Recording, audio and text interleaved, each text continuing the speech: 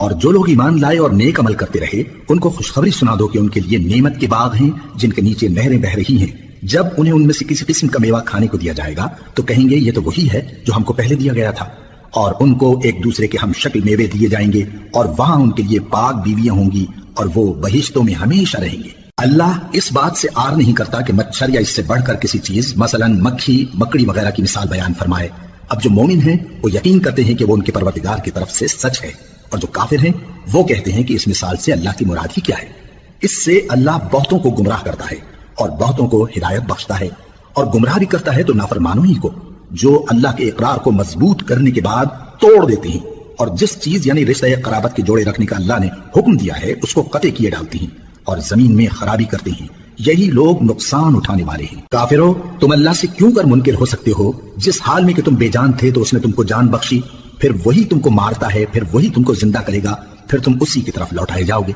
وہی تو ہے جس نے سب چیزیں جو زمین میں ہیں تمہارے لیے پیدا کی، پھر آسمانوں کی طرف متوجہ ہوا تو ان کو ٹھیک ٹھیک 7 آسمان بنا دیا، اور وہ ہر چیز سے خبردار ہے.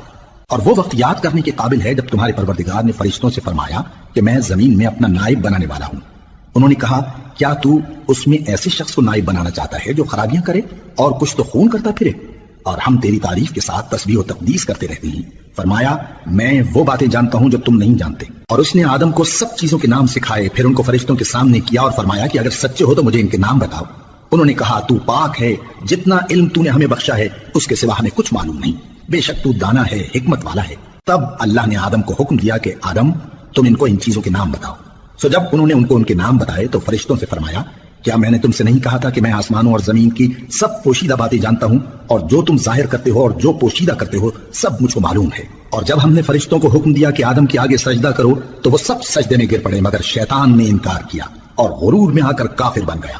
اور ہم نے کہا کہ اے آدم تم اور تمہاری بیوی بہشت میں رہو اور جہاں سے چاہو بے روک ٹوک کھاؤ پیو، لیکن اس درخت کے پاس نہ جانا نہیں تو ظالموں میں ہو جاؤ گے.